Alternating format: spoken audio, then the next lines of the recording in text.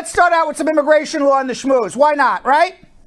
Yes. So immigration, they have updated their policies. We get these questions all the time, Yo-Yo and Vanessa. How do I expedite my work permit?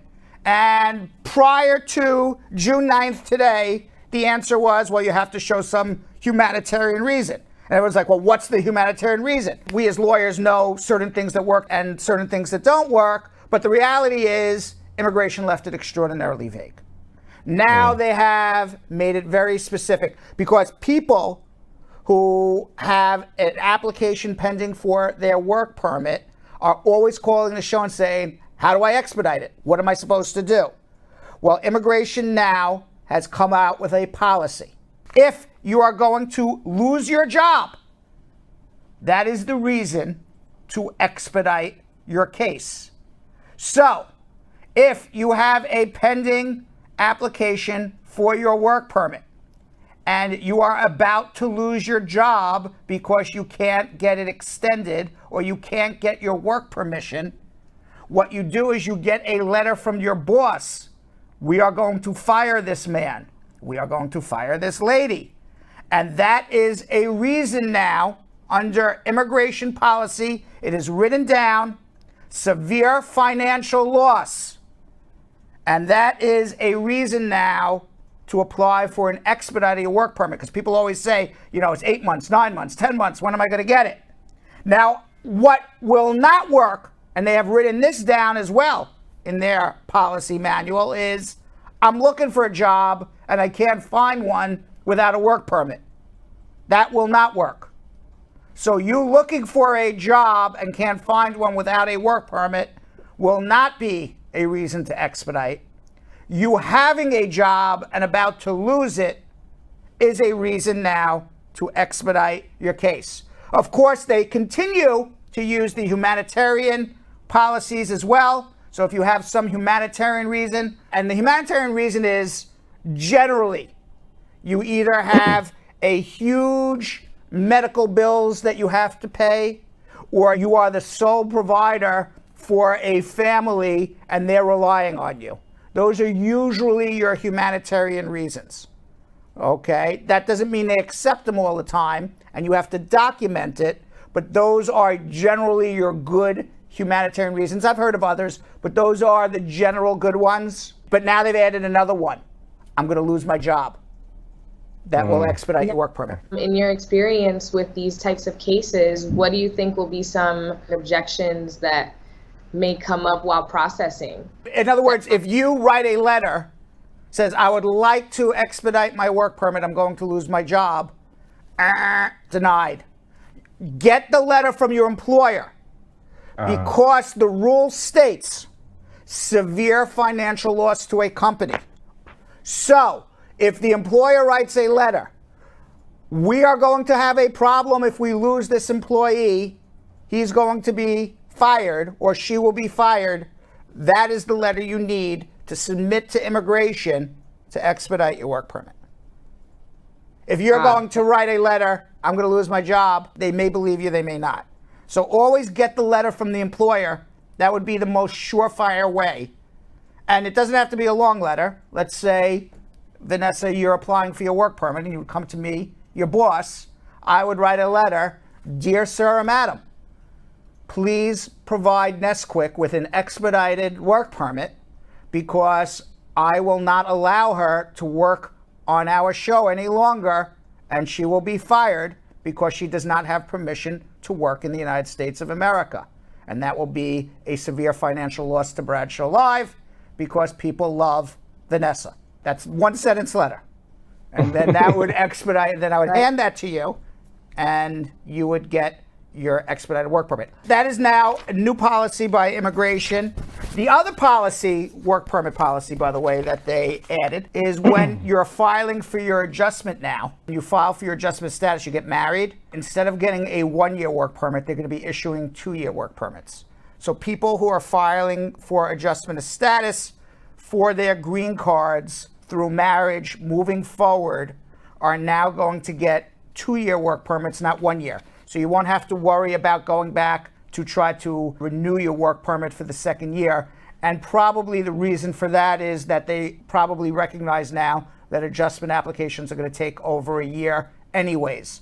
Now, if you are renewing your work permit, they're still only going to do it in 1 year increments, but the initial work permit is going to come out in 2 year increments. Meanwhile, a new report from the Reunification of Families Task Force found that still 3,913 children separated by Donald Trump, separated by the pumpkin, between July 2017 to January 21, still missing. The task force determined 5,636 children were separated, 3,900 were separated under zero policies, 1,720 whose separations are still under review. DHS officials said non-governmental organizations helped 1,779 children reunite with their parents in the U.S. under court orders, but we are still missing, children are still missing parents.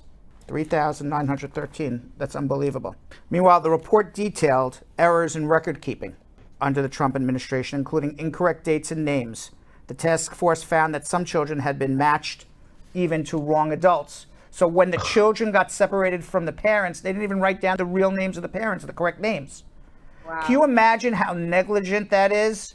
That you separate a child from a parent and you don't even consider, or That's so wild. I mean, that nobody even cares to write down the right names of what child goes with what parent? How negligent they were? How uncaring? I mean, that's beyond negligent. That's just disgusting. You take a child away from a parent, and then you can't even take 5 seconds out of your life to make sure that you get the parent's information correct to reunite that child with a parent in the future. It's 5 seconds of your life to write someone's name down properly. At that point, you're doing it on purpose. You want this to happen. You want them to not be able to be reconnected with their family. It has to be. I don't understand. If it takes 5 seconds to do that, you can literally save this child's life and reconnect them with their parents after everything is done. How long does it take to write your name, Jonathan? 5 seconds? 10 seconds? 5 seconds. 20 seconds if you have to ask for a spelling? Meanwhile, the United States has more than 33.5 million confirmed coronavirus cases worldwide, more than 174 million cases. Today, the Biden administration said the highly transmissible Delta variant now makes up 6% of the infections in the United States. But they are still saying that the vaccines that we've taken here in the U.S. will still fight off that Delta variant. India's daily coronavirus infections have dropped below 100,000 for the first time in 2 months. So apparently India is doing a little better.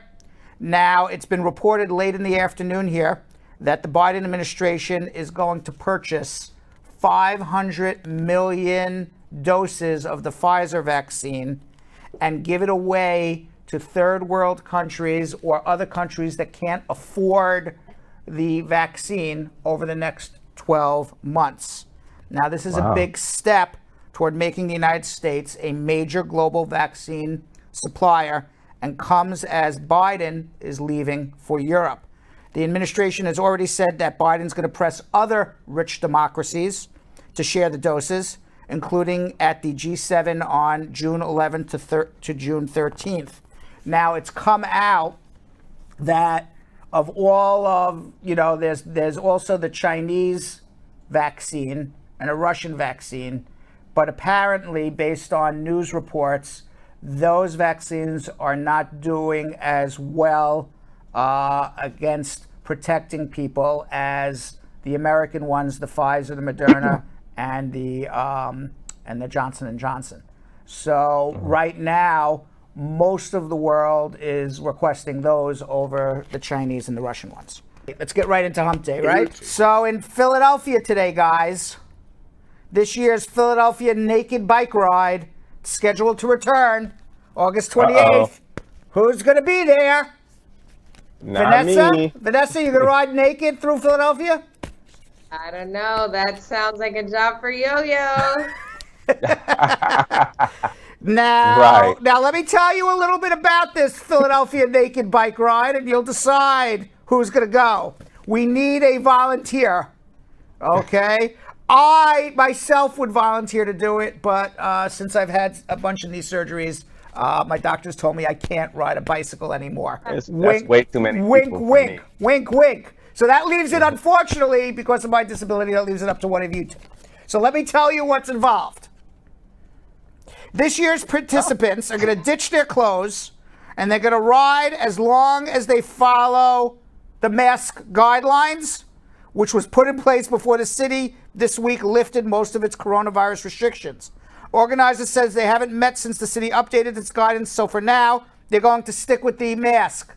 So Vanessa and Yo-Yo, you will be naked, but nobody will know it's you because you still have to wear a mask. And you're going to ride 10 miles naked. Why is that exciting to people to do? Golly, That sounds like 10 miles is a lot. 10 too. miles. 10 miles on a bike seat naked sounds painful to me. Definitely. That does not sound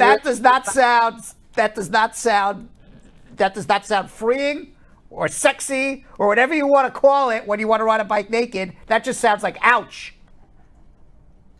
Yeah. Ouch. And a sick tan. Yeah. You know, it kind of I would be here for the 10. you know, I like that. It kind of reminds me of something really important that we should mention to these organizers. You know, they made shorts especially for bike riding for a reason. They're called bike shorts, right? Yeah, right. Could you imagine?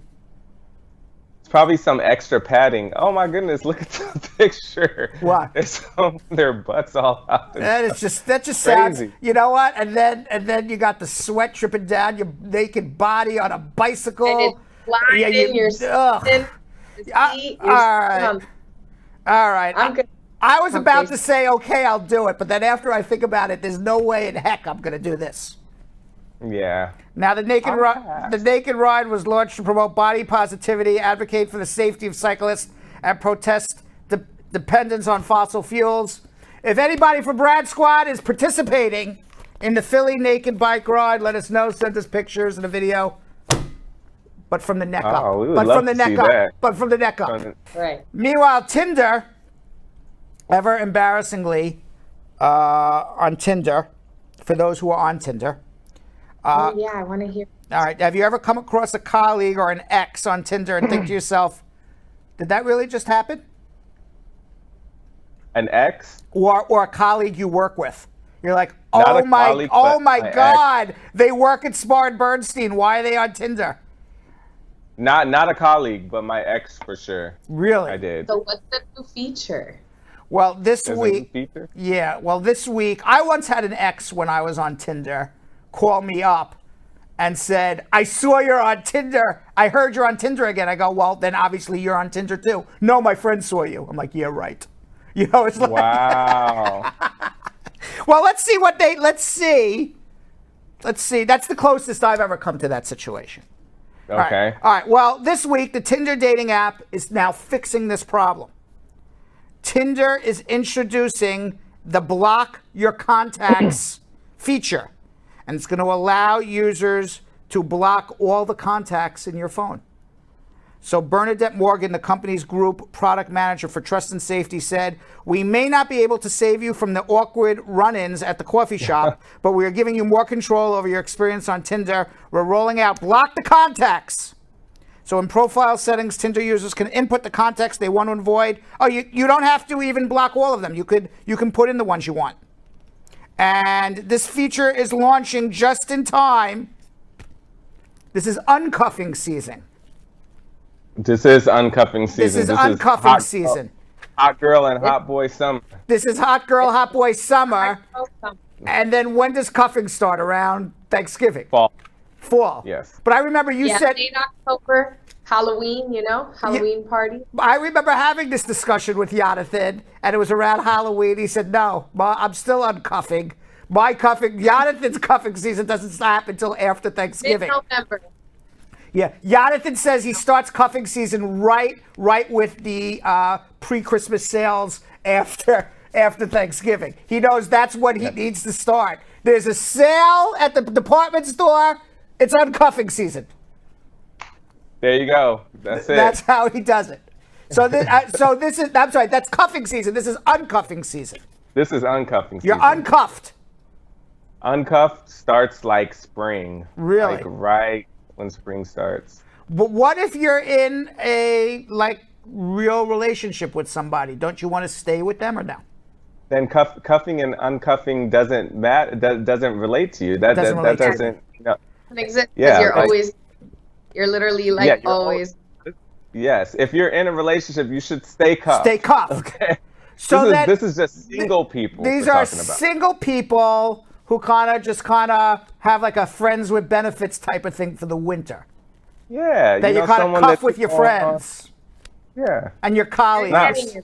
You're getting it. I'm getting it now. Yeah. And now it's springtime, and I'm like, all right, I'm going to the beach. I'm going to have fun. Weather's nice.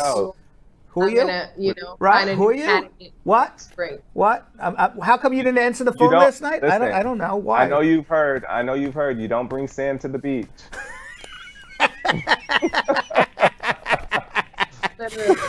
By the way, according to reports, I don't know where this survey came from. It's where did this come from? Number 9, Jill. In the survey, some survey somewhere, 63% of respondents noted that summer was indeed the best time to be uncuffed. The feature was also conveniently dropped under the Great Uncuffing of 2021. Over half of Gen Z respondents cut ties with their partners. Did you know? This was a Tinder. This was a Tinder survey. Do you know that half of Gen Z, according to Tinder, dropped their partners in 2021? They're calling it the Great Uncuffing. Damn. The Great Uncuffing. The Great Uncuffing. That's what Tinder's calling it. Did you ever hear this? Did you know? Are all your friends breaking up? Everybody's going their own way? They're like, you know what? The pandemic's over. We got the memo. Everyone's vaccinated. It'll be a fun summer. I'm not going to be cuffed. It's the Great Uncuffing. That's unfortunate. That's unfortunate. That's unfortunate for those who got uncuffed, but fortunate for Yo-Yo, who's out on the prowl. Rawr.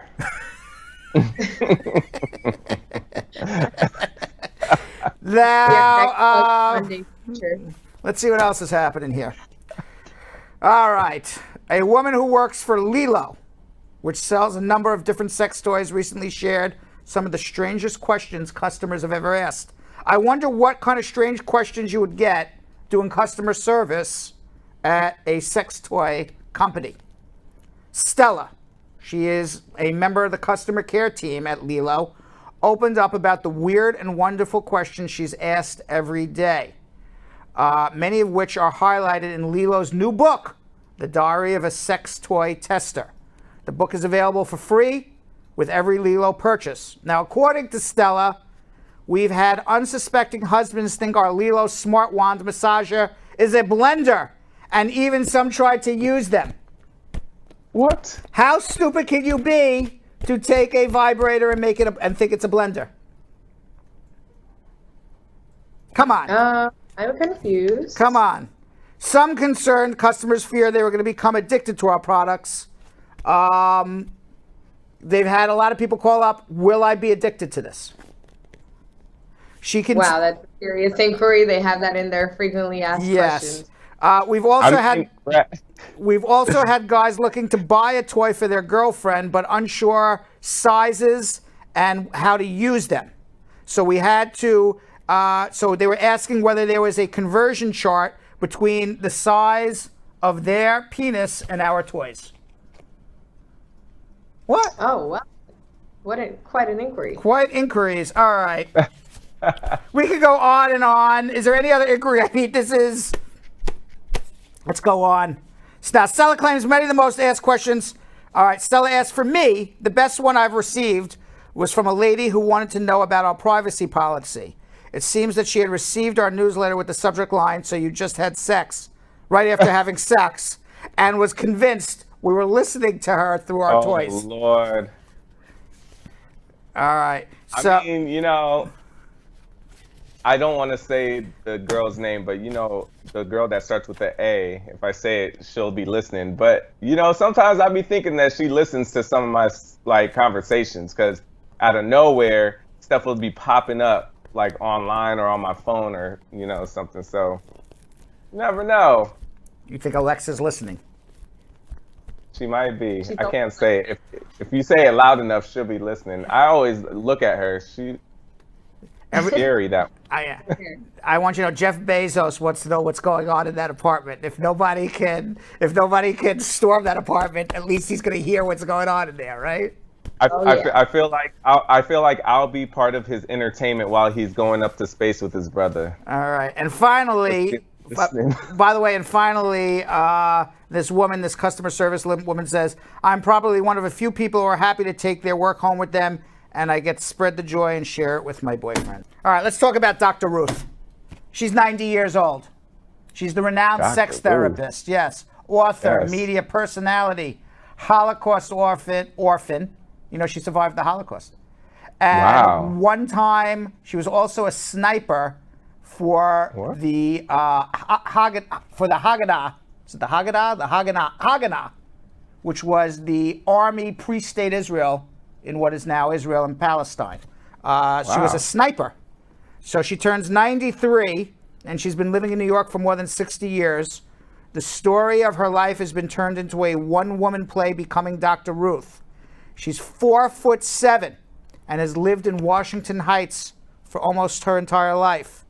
What? Yeah, she said that her experience of having been an orphan makes her stand up and be counted to tell people to be grateful to be alive and to make something positive out of your life. You know who Dr. Ruth is, right? Of course I know who Dr. Yeah, everyone knows who Dr. Ruth is. When asked how she became she was asked how she became a sex therapist. And she said, "I realized I did not know enough, and I just wanted people to know about contraception and sexually transmitted diseases. My late husband was very supportive of my career. He went with me to NBC every Sunday night for 10 years when I did my Sexually Speaking program. I didn't know I would become so famous, but I wanted to do something to help strengthen family life." And she said, she said strangers still come up to her and ask her for sex advice. And she says, "I'll go with them to a corner and answer it if I can, or suggest a psychiatrist or medical specialist. There's no such thing as a quick fix. People have to become much more sexually literate. There's still a lot of things to know about and to learn about, and that's for my next book." She's writing a new book. Wow. Yeah, and she was asked if 90-year-olds should still have sex. And she said, if they have a good partner, they should have sex. If you don't have a partner, they should satisfy themselves, period. No age limit. You know what? Honestly, I feel that. No age limit. So Dr. Ruth is still doing the do. Still doing the do.